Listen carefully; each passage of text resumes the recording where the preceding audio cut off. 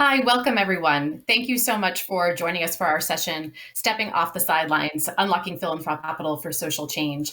My name is Melissa Stevens. I'm the Executive Director of the Milken Institute Center for Strategic Philanthropy. And our work focuses on advancing the strategic deployment of philanthropic capital to create a better world for all. And our mission is more important now than perhaps ever. We know that COVID has really pulled back the curtain and has exposed a broken and an inequitable world. And we're hearing from around the world, from countries rich and poor, from all races and all walks of life, that we're demanding a better world, a one where systems work for everyone, one that upholds basic human rights, that fosters equity and health and economic opportunity, and allows for people and our planet to thrive. And we know that this is a moment for all sectors, including philanthropy, and that we must rise. And as we look at the vision that we want to attain, we must ask ourselves, are we doing enough to get there? As we look at the philanthropic sector, we know that philanthropy has a tendency to give to safe bets. We also know that the fortunes of the world's richest are accumulating faster than philanthropy is being deployed and faster than problems are being solved. That being said, I'm optimistic. We know that philanthropy is a catalyst. It's a force for good. And we've seen this time and time again in modern history, that philanthropy has brought us the 911 emergency system, libraries, medicines for rare disease. And so we can really make great strides towards a brighter future if we unleash the power of philanthropy. Earlier this fall, the Center for Strategic Philanthropy released a report, Stepping Off the Sidelines, which outlined a number of different opportunities for philanthropy to have an outsized impact, from being more collaborative to being more holistic in utilizing lots of different kinds of assets to really learning and listening to communities. And so today we want to explore these themes with an incredible set of philanthropic leaders. And so I'll do a set of quick introductions. First, we have Hugh Evans, who is a total movement maker. Hugh is the CEO of Global Citizen, and he's mobilizing 100 million people to take action to end extreme poverty by 2030. And now he's turning his sights to mobilize philanthropy to COVID. We have Wes Moore, who wears many different hats, including being CEO of Robinhood, which is the largest anti-poverty force in New York. He's a social entrepreneur, author, and a combat veteran. So for that, we thank you, Wes, and maybe we can get a hooah later.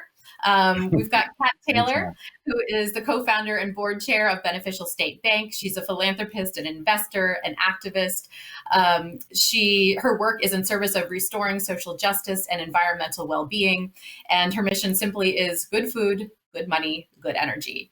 And last but not least, we have Clara Wu Tsai, who is the founder of the Joe and Clara Tsai Foundation. She's a thoughtful philanthropist. She's active in supporting community-oriented research projects, advocacy, and films that all have a through line of creating equal opportunity for all. So thank you all so much for being here with us. And we're going to start off with a quick lightning round. And I would ask each of you to share your thoughts on this question as to, are we doing enough?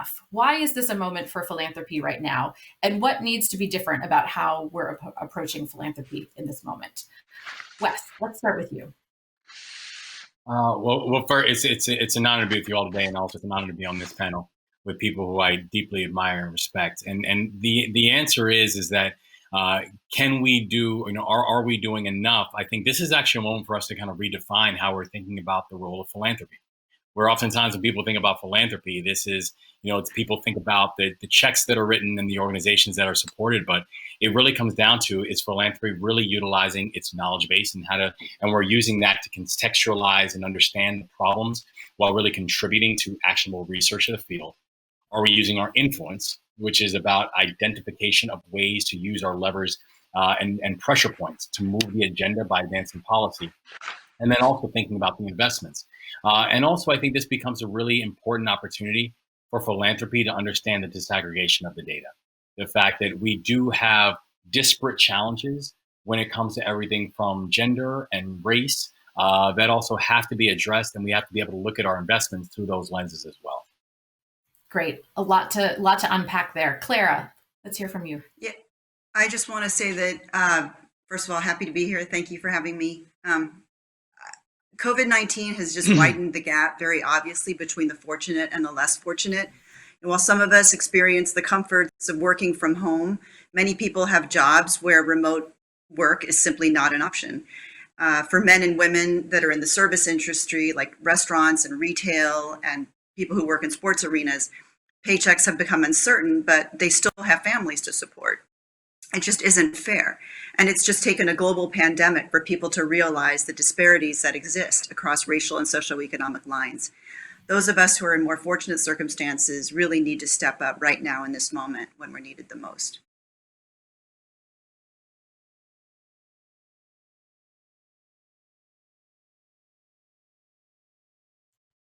Well, firstly, I just want to say a huge thank you for the opportunity to be part of this esteemed panel today. It's an honor to be here on behalf of Global Citizen.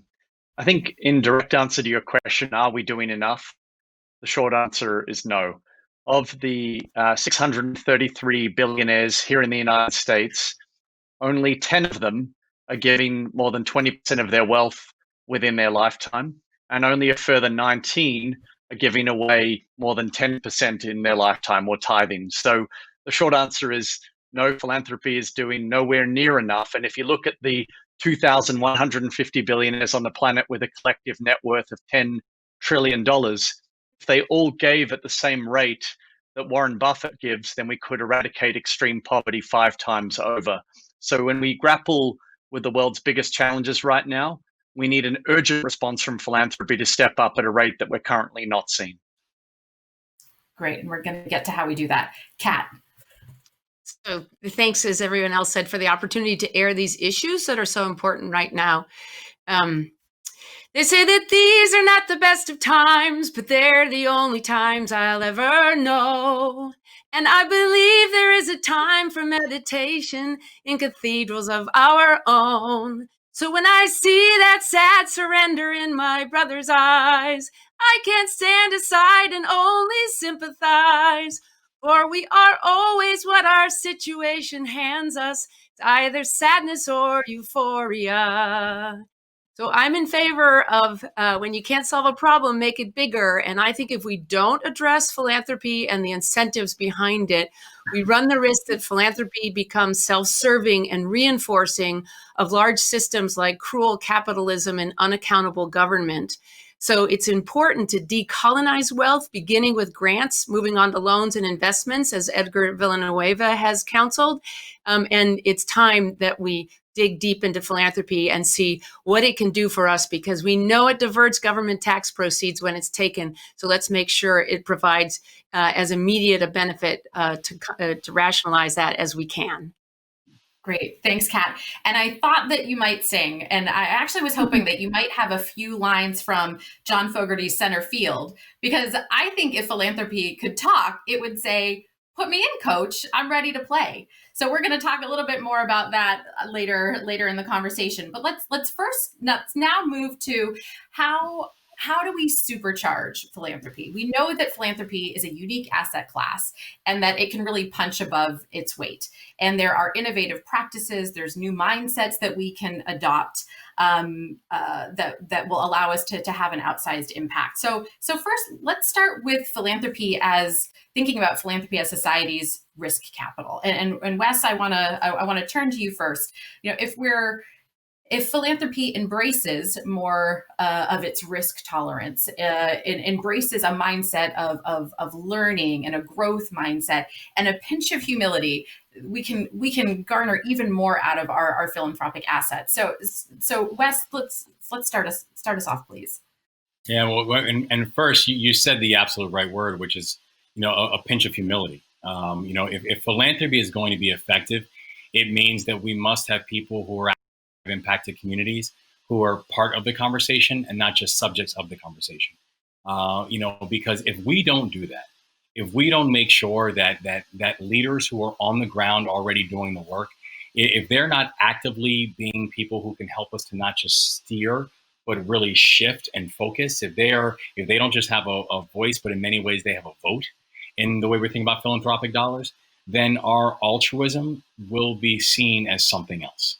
And frankly, that has been oftentimes the history of philanthropy and the history of philanthropic work inside of communities, and particularly in communities of color. And so when we think about the things that we want to be able to invest in, oftentimes, we can have a tendency of thinking about our philanthropic giving and have a desire for arbitrage, where it's like we win no matter what because we're the ones writing the checks. And so you find good organizations and you fund good organizations and you use data to back that up, but without understanding that, the most impactful investments many times that we make are investments that we don't have to make for a long time. Because if you are investing in the same thing over and over and over again, then we essentially become a line item, but not necessarily with a focus of addressing the problem. So that's, if our goal really should be in our work is how are we not making organizations bigger, but how is our support actually making the problem smaller? And so actually entering into every single philanthropic investment with a target, the same way we do with private capital, and saying, what is going to be the goal that we're actually trying to accomplish with this?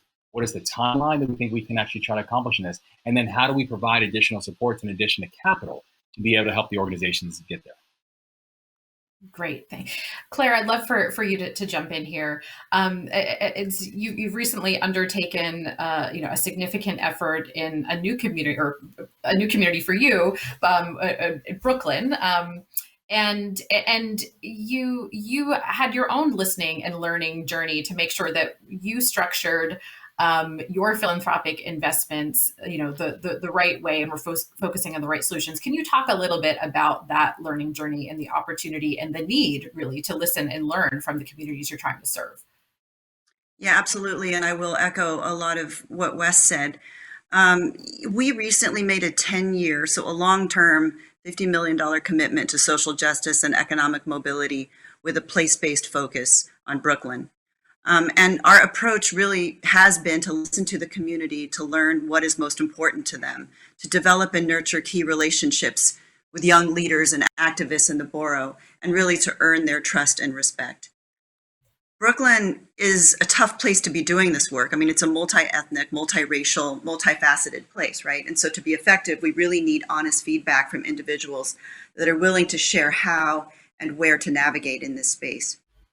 So our approach is, together with members of the community, in the spirit and the feeling of a shared venture, we want to roll up our sleeves to identify and prioritize challenges that we are best equipped to address. So holistically, which we can get to a little bit later, but we really want to identify areas where we feel we can have impact and at the same time put a dent into a larger systemic issue. And once we've done that, identified the problem that we feel we're uniquely able to solve, bringing our strengths to it, then we will build the strategies, programs, partnerships, and coalitions needed in order to address these challenges, and then we'll leverage funding to support the efforts. But I do want to make a point. I think you were asking about high risk, how we can use high risk models, how philanthropy can build out new solutions. And I do want to answer that directly, though, because there is an example of how philanthropy really can take big risks that might lead to new solutions. And the one that comes to mind, is the universal basic income pilots that are going on all across the country. I think the one that gets the most attention is the one in Stockton, California, led by Mayor Michael Tubbs. But these trials so far have been rather modest, but several positive learnings have emerged. And I think that there's a whole nexus of energy around this effort and interest by more mayors and funders to launch more experiments here. But this is a very specific way where philanthropy can take big risks to yield learnings, which really might lead to policy change. Great, thanks, Clara. Kat, let's go to you to build off of that. You've structured your philanthropy. You've built these working entities to really maximize learning and change with data collection and rapid feedback loops. How do you think about philanthropy as risk capitals, de-risking the solutions and helping to figure out what's the what that we should be scaling? Yeah. Well, so it's been a learning journey for us. And just to reiterate some of the things that Wes and Clara just said, this is a momentous time in history, not just COVID and the related economic shutdown and the threats to our democracy, but this is the moment for Black liberation, self-determination, and joy that should and will bring, in my humble opinion, racial, gender, and class justice to all. So we have to put more and different people in charge in order to capitalize on that movement and put the control into the communities who have been hurt the worst, because they have the best view on the problem and the solution set that we need to build. Over time, we started out somewhat traditionally in philanthropy, giving money and serving on boards, but we decided in the early 2000s that we needed to gain more insights into systems change and what it means to be an actor in big systems, thus the good food, good money, good energy.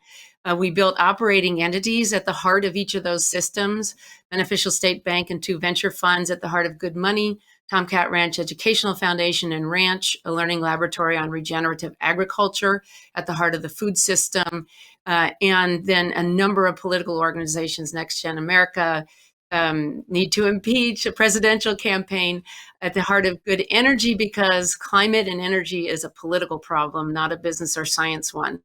So we learned a lot doing that, but I would also admit that those were all, by definition, white-led organizations, and we needed to find a stronger way to put more and different people in charge.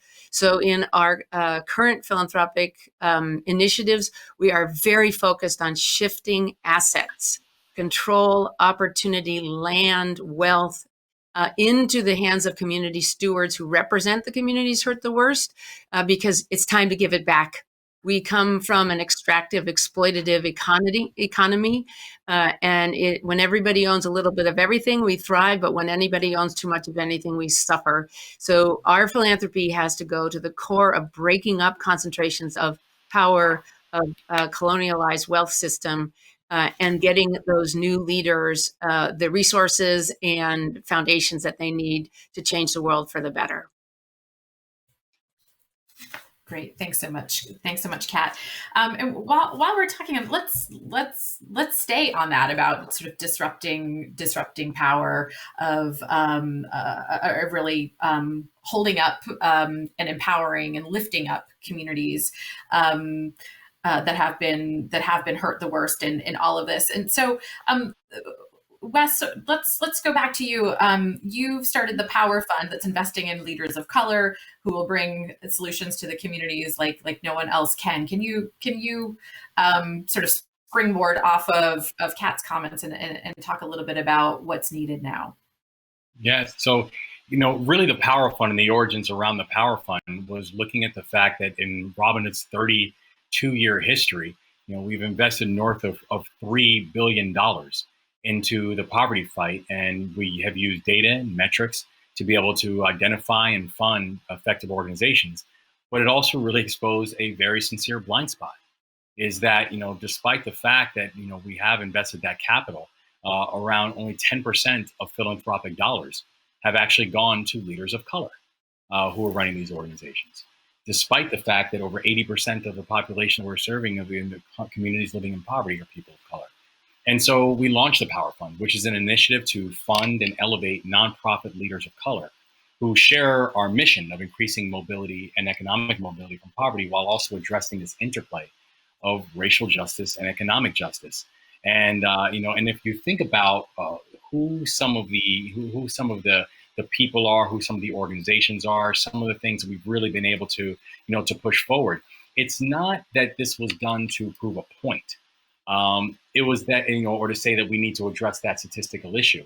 It's the fact that we believe these are the leaders that are going to be closest to the solutions. And so whether it is groups like America on Tech, which is a group of entrepreneurs named Jessica and Evan, who grew up in Brooklyn, went to public schools in Brooklyn, met in college, and realized that as they got into their careers in technology, they said that it's not that there's a dearth of talented leaders out there. There was just a dearth of pipeline. So they created this platform called America in Tech. And, we did not know about them or have them in our portfolio before the Power Fund, but we are glad we know about them now. And so it's not that we have a dearth of talented leaders of color out there. It really is about asking the field of philanthropy about what are you looking for? And then how do you go about finding it? And this is a way that I think we can try to address one of the mechanisms that we can try to address this terrible interplay that we have between economic disparity, economic justice, and racial disparity and racial injustice by being able to put a very distinct and intentional light on being able to address both of those two things simultaneously. Great. And Clara, would love for your thoughts here on your decision to expand into social justice and to use your philanthropy in this moment to prioritize and empower the BIPOC community. Yeah, so I would agree. I think that it's a moment to take strides on social and racial justice, and it's a very key moment because after George Floyd's death and Breonna Taylor, the nation's really receptive to talking about these issues and hopefully beginning to assume some responsibility for addressing it. For me, I sincerely believe that social justice and economic inequality are among our country's most pressing. Admit that there is white privilege and that Black people have experienced hundreds of years of oppression. And as a result, I agree with Wes, we need to invest in communities of color and leaders of color and help them build capacity because they have the important lived experience and are best positioned to develop workable solutions. And in fact, we recently invested in the Black Voices for Black Justices Fund, and that's co-chaired by Wes actually, which recognizes Black leaders in the social justice space. And we did this partly to learn from others about their experience in this work, but really also to identify voices in our Brooklyn community, just as we're getting our feet wet and getting started. It's very important because these individual leaders will really be important to the future of this work. Great. Thanks, Clara. So, Kat, I want to circle back to you. And these are deeply rooted systemic issues. It's about systems change right now. And so we need to bring governments along. We need to bring industries along. I mean, and just as a comparative data point, when we look at philanthropy in the United States, last year we gave roughly $450 billion, which is 1/10 of 1% of the U.S. the federal government's budget, right? And so government and industry become the levers for systemic change. Can you talk a little bit about how you're thinking of philanthropy to transform industries, to really have philanthropy to adopt solutions and to scale and to change? How do you work with those other sectors? Sure. So I might have a bit of a different opinion here about the role of philanthropy because I am so concerned about the underlying systems that derive societal outcomes, not just economic ones, which would be our economy, capitalism, democracy, government, so on. And in a sense, I see charity as an admission of failure, that those big systems are no longer serving us. If we ran the world right, we wouldn't need so much charity to make amends for injustice in those systems or environmental degradation that is the sort of logical result of financial first and only capitalism. So I do think a lot about those big systems and therefore work also in policy. I think policy is the kind of sister of philanthropy. We have to get the rules right, including about philanthropy. So first thing we need to do for philanthropy to play any role is to get it off the sidelines, as your title suggests. And there is $1 trillion in private foundations and $120 billion in donor-advised funds. They're not well incentivized to intercede now in a meaningful time frame.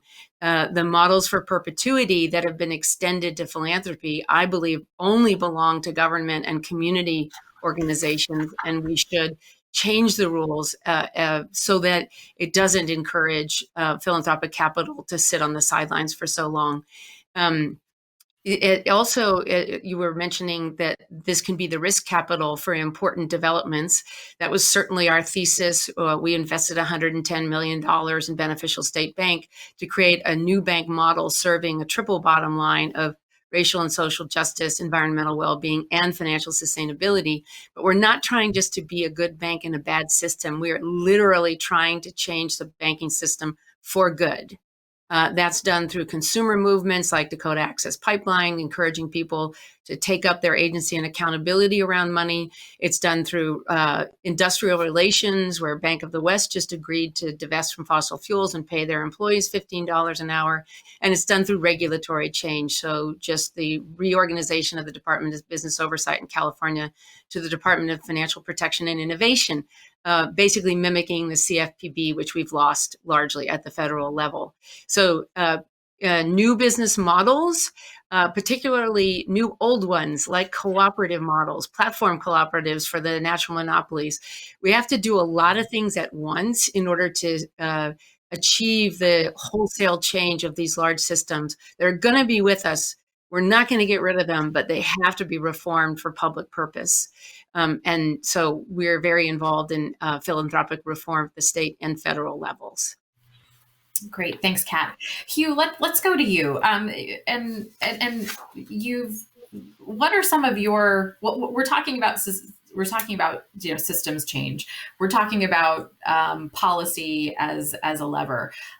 We need to think about all the different forms of capital that can be brought to bear. Like this isn't just a grants game to drive systems change. It's financial capital. It's our grants. It's our investments. It's our social capital. It's our voice. It's our networks. It's our intellectual capital. It's political capital, corporate capital. Tell us a little bit about your lessons learned in mobilizing 100 million people, global citizens, to use their voice, to take action, to end extreme poverty. And you've been able to drive policy change. What have you learned through that? And how are you now parlaying that into the Give While You Live campaign? Well, thank you. So for the past 10 years, our focus has really been on building the world's largest movement working to end extreme poverty by 2030. And all of our movement has been fueled by the power of action takers. They download the Global Citizen app. They use those actions to call on principally governments to make financial or policy changes that will help alleviate poverty, focused on water and sanitation, food security, job creation, the empowerment of girls and women, environmental sustainability, broader issues that we focus on as an organization. And over the last 10 years, more than $50 billion has been pledged on global citizen stages around the world in response to the actions of more than 24 million global citizens. But we knew earlier this year in response to COVID-19 that we had to act urgently. So we partnered with the World Health Organization to launch One World Together at Home, which was trying to mobilize philanthropic capital at scale. And through this partnership with Lady Gaga and this global broadcast, we raised $128 million in the first week of the COVID-19 crisis. And it was focused very much on providing frontline community health workers with personal protective equipment.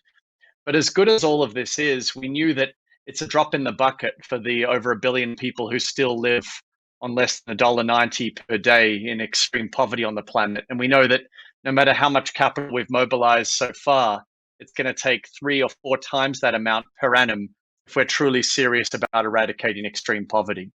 And so that's why we said we've got to get to the heart of why philanthropic giving is lagging so much.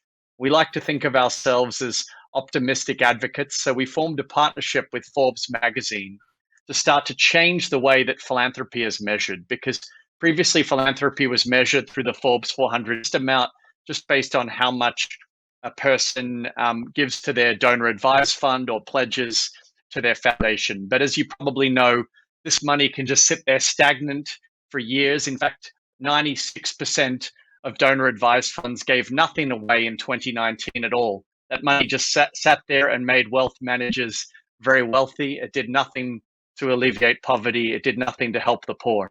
And so we said, let's focus actually on money out the door and money that's actually deployed, capital deployed for good. And this totally changed the index, not surprisingly. We found in partnership with Forbes that of the 633 billionaires in the US, only 10 of them had given away more than 20% of their wealth within their lifetime. These were people like Chuck Feeney, who founded the duty-free stores, and he's actually given so much of his money away now, he's technically bankrupt. which is extraordinary. And we know that Warren Buffett has done a lot, Intel co-founder Gordon Moore, hedge funder John Arnold. There are a couple of them, but then there's also 19 more that have given away over 10% within their lifetime. And what we've found is this has started to change the way that people are thinking of their own philanthropic giving. We've had calls from wealth managers, from philanthropists saying we saw our score, we're unhappy with our score, and we're trying to use this competitive spirit of the ultra high net worth community for good and encouraging them to actually give while they live, because there's no point setting up the next Ford or Rockefeller or major foundation that spends down a small percentage and just continually perpetuates onto the next generation, given that we have urgent issues facing our planet right now. We've got a climate crisis exemplified by the bushfires in Northern California. We've got an education crisis with 1.5 billion children out of school, and we've got a health crisis with COVID-19 all at once. These are urgent issues. We need urgent capital deployment. And so we're using Give While You Live, this partnership with Forbes magazine, to change the culture around giving forever. And this is not a one-year commitment. Forbes is committed to do this in perpetuity to change the way the world views philanthropy moving forward. Great, thanks, Hugh. And so people are using you're using your platform, people are using their voices. I wanted to turn back to Kat and then to talk about the different tools that you have at your disposal as philanthropists, and how you're using all of them, right, in concert to really attain the change that you want to see in the world. And so there is your philanthropy, but there's your investments, there's your brand, there's your network, there are various elements of your business relationships. Kat and Clara, can you talk about how you've thought about how to use all these different tools? Clara, do you want to go first? Either, or you can if you want. Go ahead. Me? Okay. Well, in our social justice commitment letter, we outlined a 5-point plan that we felt, we wanted to bring together all of our strengths. Because we really feel that when executed together, hopefully all of the strengths will amplify the impact of our philanthropic mission. We feel that we have some unique elements to bring to the table to support our work beyond the financial resources. Besides our sports teams and Barclays Center, we hope that we can bring together national voices in business, arts, and even from academia to find fresh ideas and perspectives to bring to the social justice work. And by the same token, hopefully some great ideas and programs or pilots that we run in Brooklyn, we can then bring to the national stage. But the core elements of our 5-point plan are basically to start at home with our own organization and to focus on our own community in Brooklyn. The Brooklyn Nets and the New York Liberty could be disseminators of our social justice work if they choose to. Obviously, they have the ability to influence large numbers of young people. And we would encourage the Barclays Center to continue to be a gathering place for discussion and dialogue around social justice. Barclays Center has already assumed this role organically from the beginning of the protests after George Floyd's killing. And we really hope to keep that alive through extended programming and opportunities for artistic expression, which we feel can provide new ways to understand current injustices. Great, thanks, Clara. Kat? So we fancy the integrated capital strategy, most, I guess, closely modeled by Full Spectrum Capital, Taj James, and that whole shop. And we want, in turn, to model an integrated capital strategy for other philanthropists. So we are founding members of a community of practice called the Regenesis Equitable Community Economic Development Community. We convene regularly to share strategies. And most recently, I've made a commitment to 5 communities throughout the United States, all BIPOC-led efforts, ranging from Anasa Troutman at Clyburn Temple in Memphis, Tennessee, to Urban Tilth, led by Doria Robinson in Richmond, California, Friendship Village with the community steward Peter Bratt leading the building of treatment and tribal centers in the Mission District of San Francisco. And essentially in each of these efforts, we dedicate a $100,000 grant toward building the capacity of the community to absorb capital, but then we move quickly from grants to investment capital. So and when I mentioned before that we invested in Beneficial State Bank, we always do it through a nonprofit entity so that we don't end up being in the ownership structure. It's important that we seed equity capital to these BIPOC-led efforts so that the community can own them. So we're going to take $1 million of DAF assets in each community and pledge them to collateralize a nonprofit bond financing so that those communities can access, like wealthy organizations do all the time, low cost capital, 1% and 2% long-term capital. So sort of lending our balance sheet to those communities. And eventually we've made a commitment to shift a third of our assets to community control. This to me is a stronger commitment than we are members of the Giving Pledge, which is a commitment to give half your assets away during your lifetime. But we're actually interested in a third of our assets going into community ownership and control to build community amenities, community ownership, and individual ownership in the assets that make up a good life community. Great, thanks, Kat.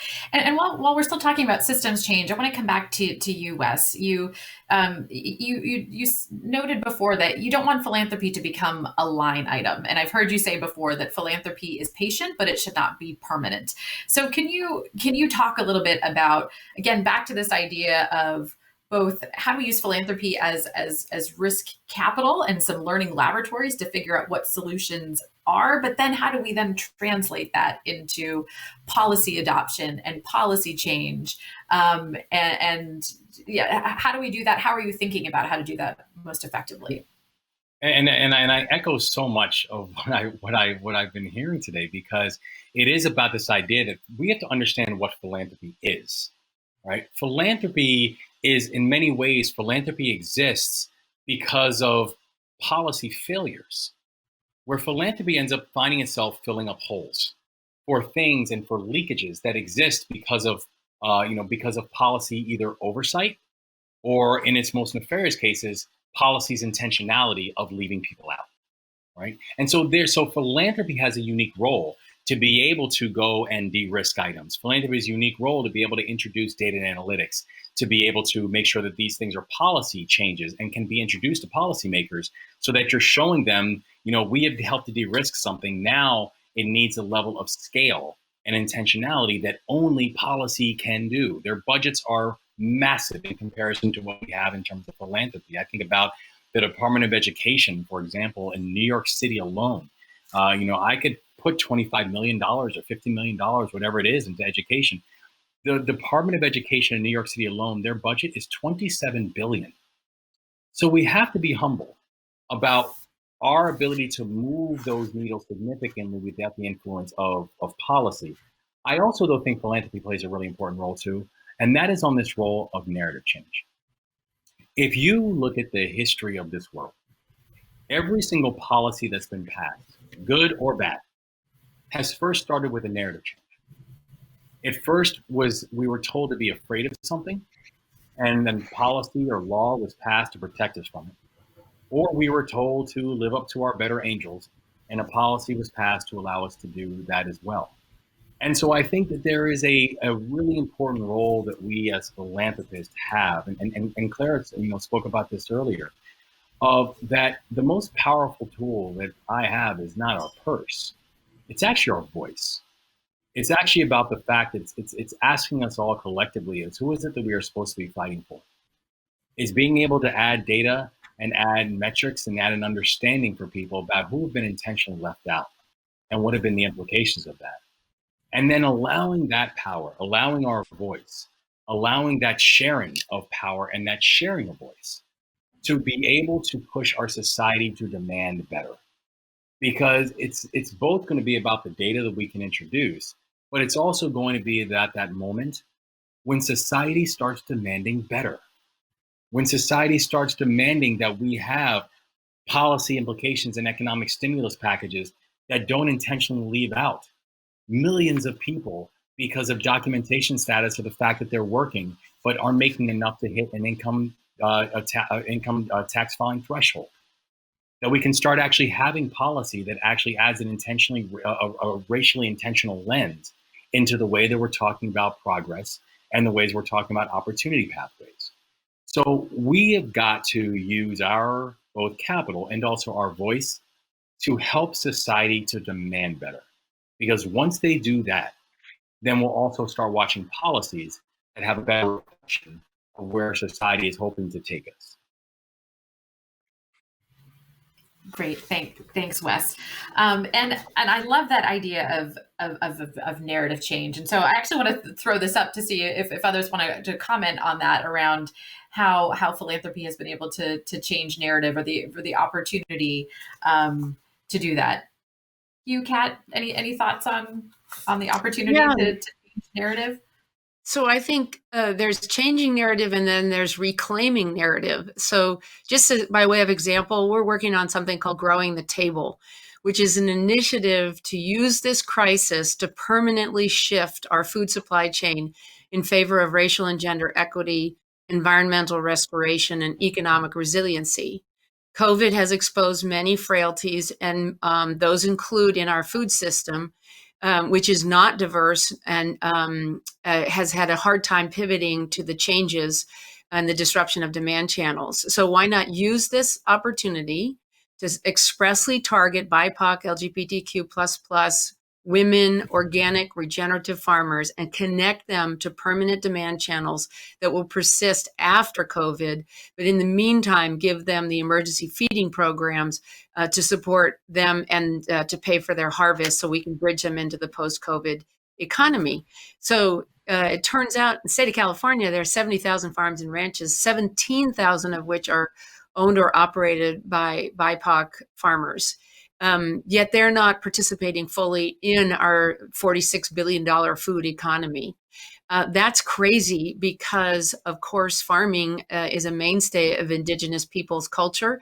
And many of the regenerative practices that we're now trying to restore came from Indigenous peoples in the first place. So I think there is an opportunity to, in this case, to put more and different people in charge and go back to an agricultural practice that was life-sustaining for people and planet. And we can recognize that as we go and really empower those communities to take back their self-determination around food. Wonderful. Thanks, Kat. Hugh, did you have thoughts on that? Otherwise, I have another question for you. I mean, the only thing I would add to that is I think that there's, when I think of the role of narrative in creating change at this particular point in time, I think of two things come to mind immediately. I think firstly, when donor advised funds were first established, the narrative that was propagated was that if only we gave the ultra high net worth community a vehicle, a tax relief vehicle to park their assets, then they would immediately start to give gradually because foundations already dictated that they had to give 5% per annum and many people weren't doing so. So this would actually prompt philanthropy. It actually had the opposite effect. And many ultra high net worth individuals who speak to me, they say, we're very competitive and we like to see our money continually grow. And so even if it's in philanthropy, we want to see our foundations or our donor advised funds get bigger, not smaller. So they're happy for wealth managers to manage them. So I think what we've got to do is change that narrative once again and actually say, you know what, there is a moral imperative to tackle the world's greatest problems. Because for the longest time, everyone's been touting, and so have we at Global Citizen, the story of progress on the eradication of extreme poverty. Because it is true, when I was born, 52% of the planet lived in extreme poverty. It's down to less than 10% of the world's planet today. That is true on one level, but we know that COVID has plunged an estimated 160 million people back into extreme poverty. So given that the circumstances aren't leading to progress, they're actually leading to economic stagnation. And given that the circumstances aren't leading to reduction in poverty, they're actually leading to an increase in poverty. I think that the narrative that is needed at this point is the sense of urgent capital. And I agree with what Wes said, that, typically, philanthropy is a response to a systemic failure.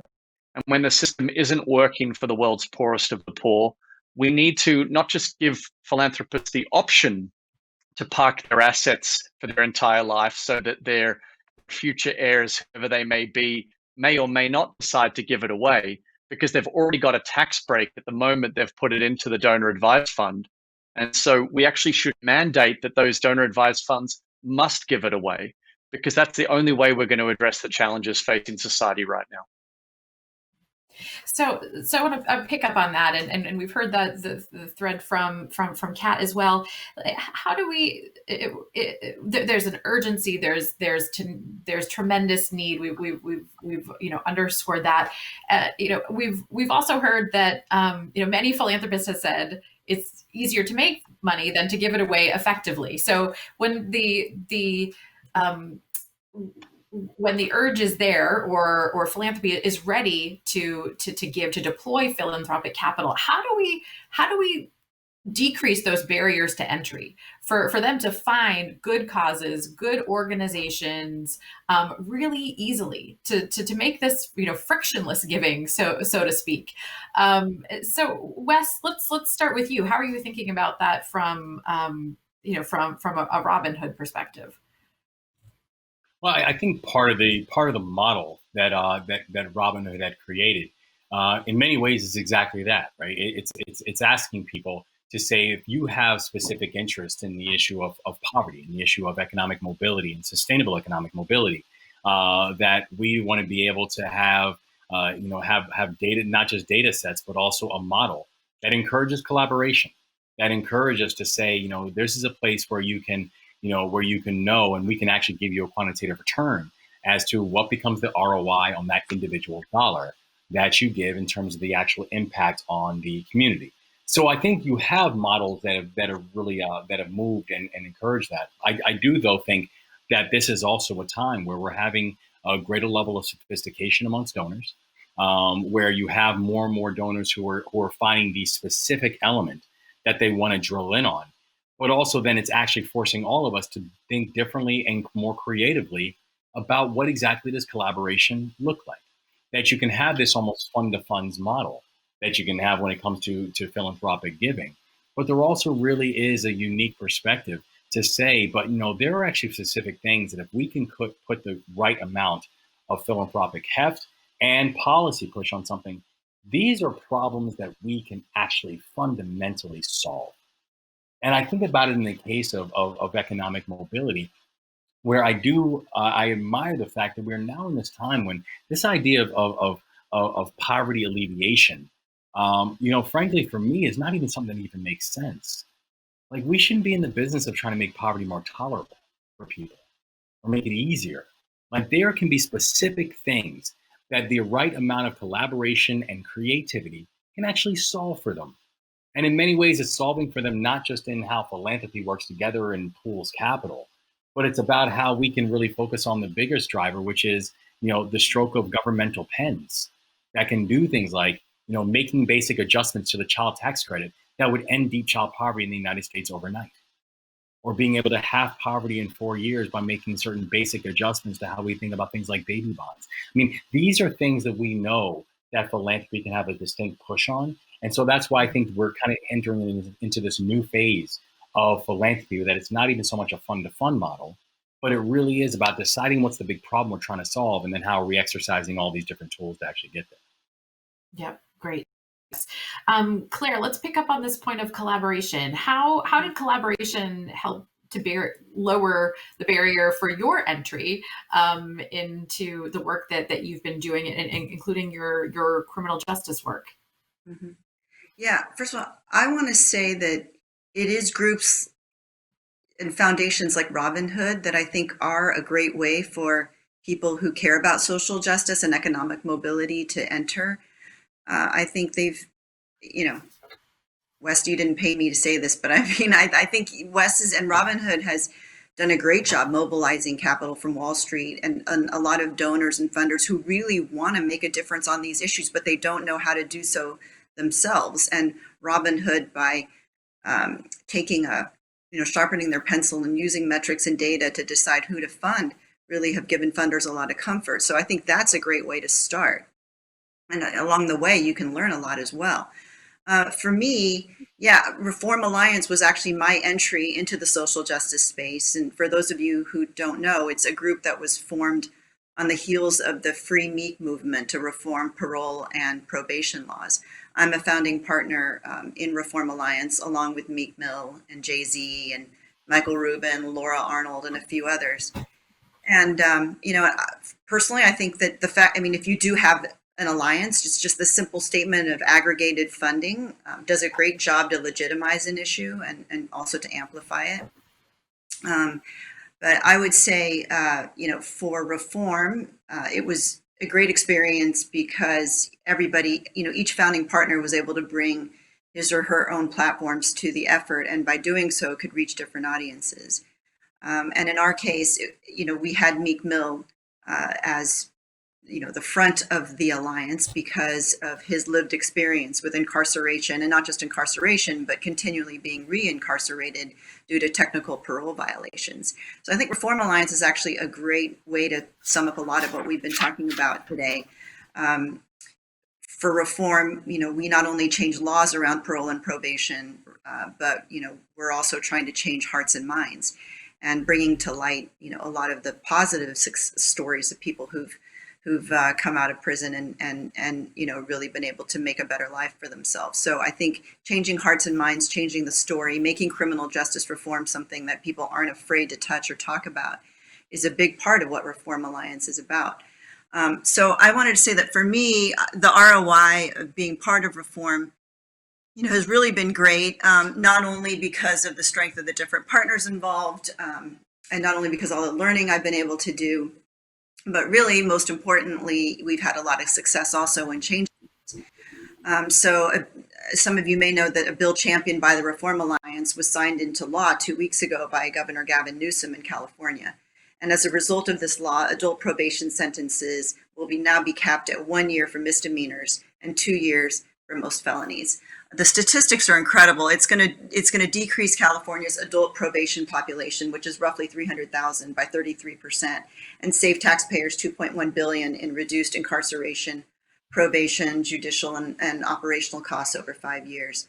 It's really a transformative bill, and in terms of impact, really will make a dent in reduction of mass incarceration. Great, thanks, Clara. And so being part of that alliance was critical to engaging you and allowing for this movement to move forward. Yes, and also just giving me credibility in the space for later work as well, which is important. It's all baby steps, and they all build on each other. Yeah. Hugh and Kat, how do you suggest or recommend that we can reduce the barriers to entry for those who want to be giving more and more effectively? Kat, would you like to go first? No, please go right ahead, Hugh. I was just going to say, we've long been inspired by the movement of effective altruism. And this movement is really talking about, on a global scale, if you want to tackle the world's biggest problems, what good can $1 do? And the incremental, what we call disability adjusted life years you can have by investing $1. So for example, if you invest in this intervention, like girls' education versus water and sanitation, what's going to have the biggest impact on improving the livelihood of people and giving them the best chance of lifting themselves out of poverty? And it's interesting because often the issues that are the most impactful are not the sexiest ones. So things like deworming children is not at all sexy. No one wants to talk about ending diarrhea, but it is incredibly effective if you're talking about alleviating poverty and improving children's health. If you're looking at issues like tackling communicable diseases, and I think now the world has a wake-up call with COVID-19, but prior to this, it was very hard to make communicable diseases compelling, except I do admire the work that the Bill and Melinda Gates Foundation have done in being at the forefront of this, because I think that they really have, lent into that issue, because that investment in global health has such a significant impact on poverty alleviation. And so I'm of the belief, and this is maybe not a bit of a controversial view, that I actually don't think the barriers to entry are high at all. I think philanthropists oftentimes just don't want to give their money away. And I think that might sound a bit like a controversial view, but I really think that's true. I think that often the ultra high net worth community believe that they made their money. They believe they're entitled to spend it however they want, and they're also entitled not to spend it if they don't want to, rather than recognizing that we're part of a giant society, that actually the collective good and people's hard labor and sweat and tears have created the economic system that we all live in. And therefore, we have a moral responsibility to act in what I'd call the enlightened self-interest, not just in our own self-interest, but in the interest of everyone. And so I think until we can change the philosophy of giving full stop and actually help people to realize, you know what, these are urgent challenges we must give, I think there's going to be a lot of unlocked capital just sitting there in the hands of people who could be giving it away. Yeah, I agree that to me, it's less about barriers to philanthropy and more about poor incentives. You know, when we talk about the donor advised funds in the state of California, as much as 72 cents of every dollar given of DAF funds really is coming from the taxpayer in foregone government tax proceeds. And I don't believe a model that gives away 5% and invests the other 95% in the very systems that are causing so much harm is actually going to change the systems. The tail doesn't wag the dog. So that's why I am super interested in reform efforts and campaigns like Half Your DAF, Half My DAF, Giving Pledge, et cetera. So let's create some cultural approbation for giving your money away faster, but let's have better rules as well. And in the main, I think the thing I worry the most about is our infatuation with philanthropy diverts us from giving attention and effort to these other big systems. We're in this era where it's very fashionable to think that the primacy of markets is what should determine societal outcomes, and that all these market-based approaches should work and so on. But I went to business school not too long ago, and this is the miseducation. Talk about not getting the narrative right. We're miseducating people to think that the only duty of the corporation is to maximize shareholder profit, which is made up out of thin air, and that Pareto optimality is what should reign, meaning that my initial endowments determine the trades that I'll make with anybody else. That's essentially saying your zip code is the biggest predictor of whether you're in poverty or not. I also think we derogate government at our peril. We underfund government in part because we're diverting government tax proceeds to philanthropists, but also we say that it doesn't work and that we need markets and philanthropy to fix things. We should get government to work. It's the only institution that's actually accountable to us if we were to show up and vote, which is very important at this precise moment. So I hope we take in all the big systems and think about how we can create an equitable world for all through them.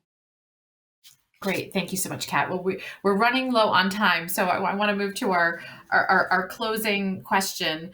What would you, as everyone goes back to their corners of the world, what do you want to leave with people? What would you urge philanthropists to do to step off the sidelines to make the most out of this moment? Clara, let's start with you. Well, I guess I would reiterate and say this is the moment. People are receptive to these issues, so we kind of have to take advantage of that. For me, strategic philanthropy and social justice is a process. It really is, because you're going to learn and make mistakes, so you'll have to do that and try again. But for me, I'm a big believer in preparation, and that quote, I think people know. I don't know who said it, but if you give me 6 hours to chop down a tree, I'll spend 4 hours sharpening my axe. And for me, that's what I use. It's my mantra these days, which is basically it's worth the time that it takes to understand local perspectives and think through how you holistically, with everything you can bring to bear to an issue, can best have impact. So for me, investing in science has been relatively easy. It was how I started in philanthropy. Stepping off the sidelines in social justice work is really hard. And I'm an Asian woman trying to do social justice and Black justice in Brooklyn. It's hard. It's not going to be easy. But I think if you have a trusted network and a trusted set of voices that can help you navigate it and help you pace yourself and know where to go and tell you what you don't know, then I think you're going to maximize your chances for success. Great, thanks, Clara. And in the interest of time, Wes, let's give you the last word here. First, I'd say amen to what Clara just said. And also, I would say focus on proximity. If you're making your decisions and you are deciding how you are going to focus your philanthropic work, and you're not speaking with people who are involved in the community, if you're not speaking to people who are living in the community, if you're not speaking with communities that have been chronically impacted by these devastating policies and the lack of targeted investment inside of communities, then you're not doing your job as a proper philanthropist. And so really focusing on community as not just being the topic of the conversation, but being part of the conversation by being active participants in the conversation and not just having their voices heard, but giving them a vote is the most effective thing that you can do to make sure that your philanthropy is not just going to be effective, but that it's going to be received well. Great. Thank you, Wes. So we know that this is a moment for philanthropy. It's a bigger moment for humanity. And we should be benevolent and bold, curious and collaborative, humble and holistic, to unlock philanthropic capital and really unlock the world that we want. So thank you so much. Thank you, Hugh, Kat, Clara, Wes, and thank you all who are out there tuning into us today. Thank you so much. Be well. Thank you. Thank you.